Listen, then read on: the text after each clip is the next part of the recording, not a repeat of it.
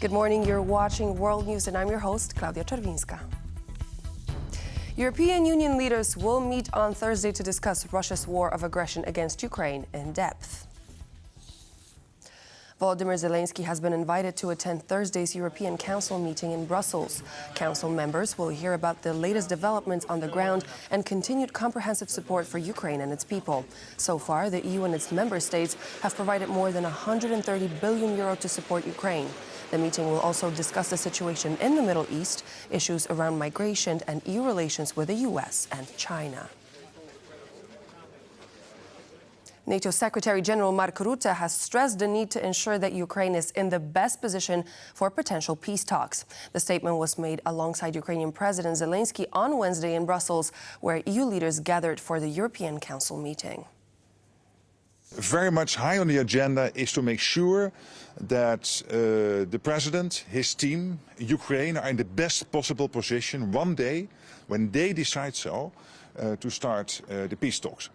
And that means that we have to do everything now to make sure that when it comes to air defense, when it comes to other weapon systems, that we make sure that we provide whatever we can. And of course you said about the priority, the winter.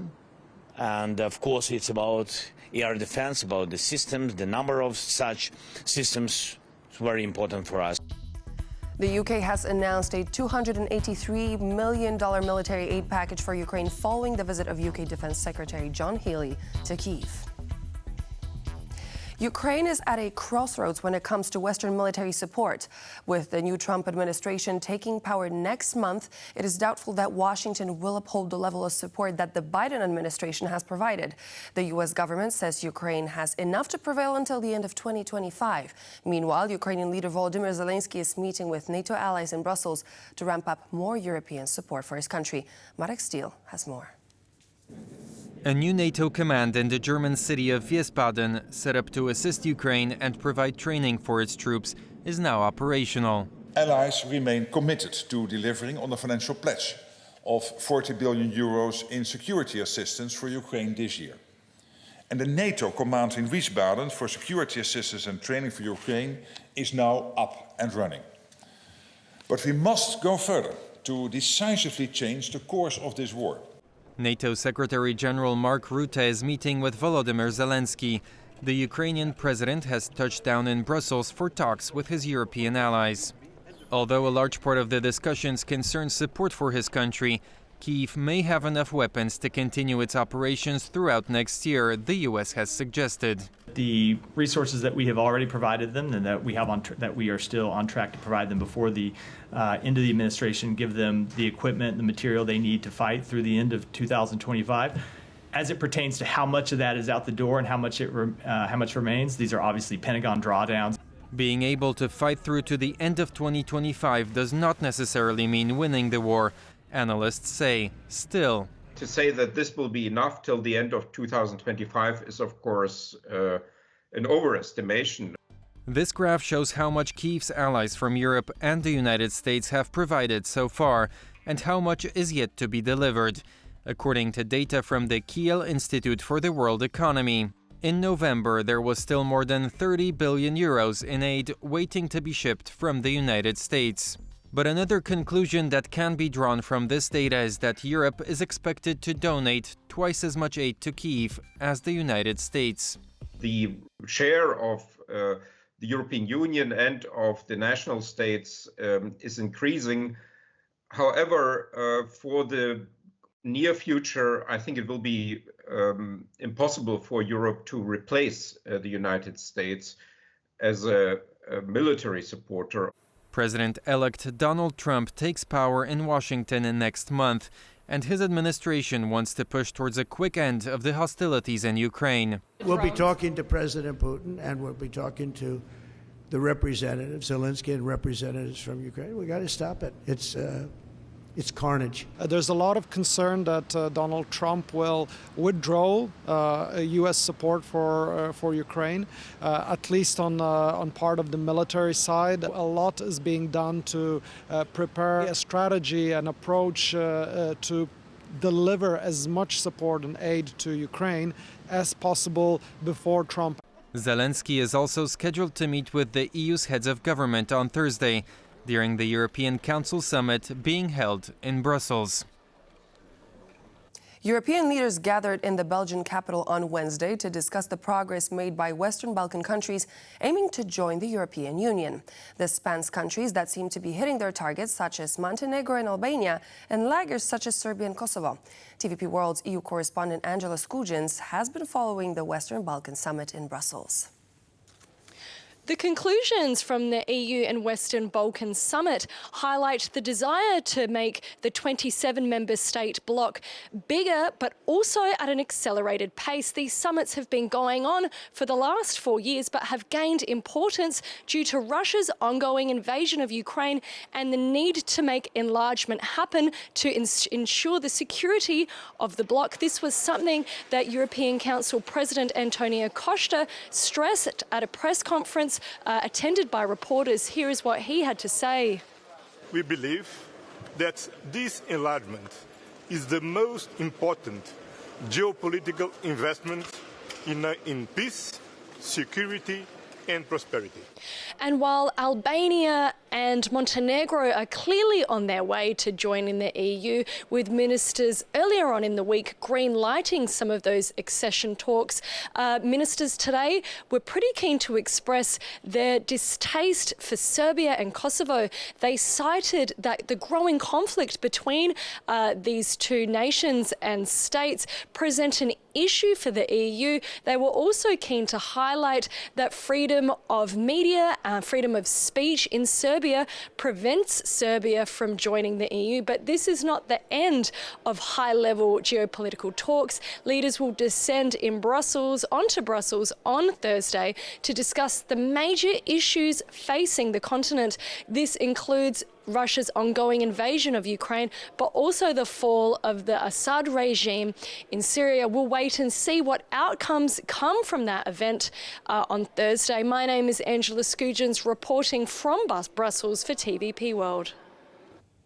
It is not enough to simply leave the door open for our aspiring members, European Commission President Ursula von der Leyen said following the Western Balkan summit in Brussels. She stressed that the EU has taken concrete steps to realize its two priorities regarding Western Balkan partners, EU accession and gradual integration into the EU's single market. We're speeding up now the movement of people and goods at 10 key border crossing points between the European Union and the Western Balkans. This will lower the waiting time at the border by up to 80%. We're also bringing the Western Balkans into the single euro payment area. Long word, but this means very simple, low cost, fast, secure money transfer between the Western Balkans and the European Union, very important for the citizens and the companies. Albania and Montenegro will join as of next year. North Macedonia and Serbia are set to follow soon. And finally, a brief glance on the regional cooperation. Our partners are also making progress with their common regional market, the Western Balkan Common Regional Market. The last Berlin Process Summit was pivotal in this respect. 5 mobility agreements are now implemented, and these are agreements from e-commerce to the recognition of professional qualifications. They are breaking down barriers for people and business alike within the regional common market of the Western Balkans. European Commission President Ursula von der Leyen addressed the European Parliament on Wednesday, outlining critical priorities for Thursday's European Council, including supporting Ukraine. Georgian President Salome Zurabishvili also spoke to MEPs, highlighting her country's European aspiration amidst 21 days of protests against Russian influence and democratic backsliding. Our European Affairs correspondent Sasha Farbach has this report. Ursula von der Leyen, head of the European Commission, outlined 2 points which are vitally important for her and her Commission as the European Council summit approaches on Thursday. Those 2 objectives are focusing on Ukraine and focusing on Syria. Now, in her address to European parliamentarians here in Strasbourg, she made it clear that the focus areas should be on those 2 things, saying that there's renewed hope for Syria. For the first time in decades, hope is back to Syria. The events in Syria will resonate well beyond the Middle East. The fall of Assad is a cautionary tale about the limits of Russia's power projection. Bolstering Ukraine right now is not only a moral imperative, it is a strategic imperative. The world is watching. Our friends, and even more our foes, will observe carefully how we sustain our support to Ukraine, and this support has to be ironclad. She also made the case to make sure that everyone knew we needed to focus on energy as one of the primary aims of repairing power grids, already touting the energy supplies that have been given to Ukraine, saying very much how Russia had targeted infrastructure and grids, saying more needed to be done for repairs. There's also the economic element of saying that there is a major plug of a gap of financing. IMF has said 42 billion lacking in the coffers in Kiev for 2025, saying that their help is on the way, that there would be help from those frozen assets, the G7 loan, and also the Ukraine facility, which ultimately will total roughly around 20 billion euros, and that's just the elements of what the European Union will provide. And also saying very much that it's about keeping hope alive and the lights on. Now, also someone here at the Parliament addressing delegates was the President of Georgia, Ms. Ursula. She also pleaded very passionately here about what needed to be done, more support for her country.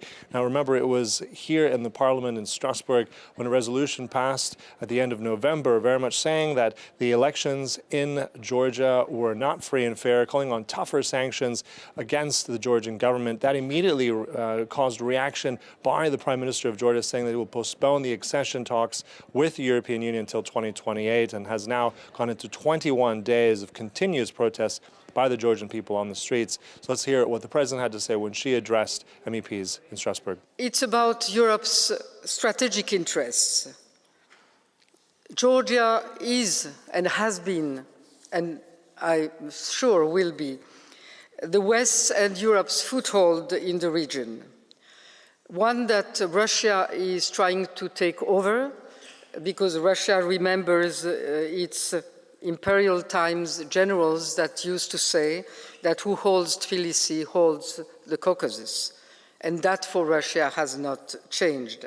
She demanded that things be done, more needed to be done in terms of waking up Europe, as this is a strategic decision and also reputational, but obviously appealing here to core European values.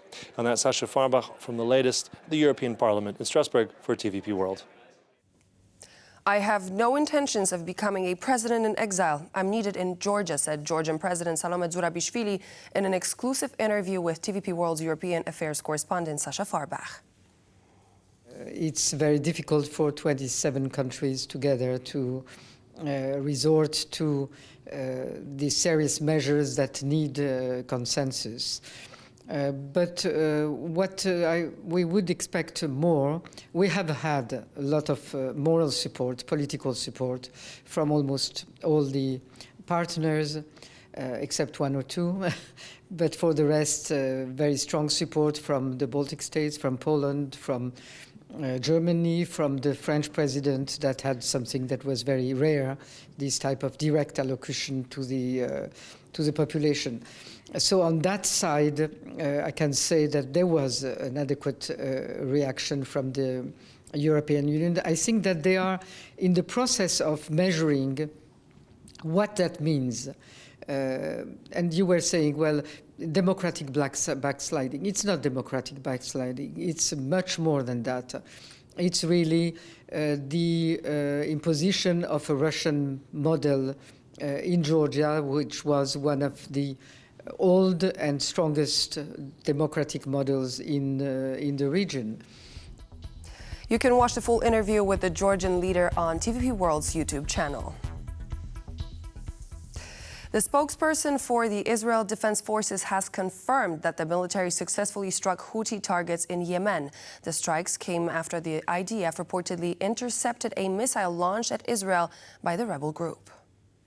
Today, the IDF conducted precise strikes on Houthi military targets in Yemen, including ports and energy infrastructures in Sana'a, which the Houthis have been using in ways that effectively contributed to their military actions. Israel will not hesitate to act in order to defend itself and its citizens from the Houthis' attacks. The Houthis have been carrying out attacks against Israel in violation of international law, and the Houthi regime is a threat to peace and security in the region. The Houthis are also targeting other countries in the Middle East, the United States, and other countries in the world. With their attacks on international shipping vessels and routes in the Red Sea and other places, the Houthis have become a global threat. Who is behind the Houthis? Iran. This would be all the latest news for now. Thank you for joining, and please stay tuned here on TVP World for more.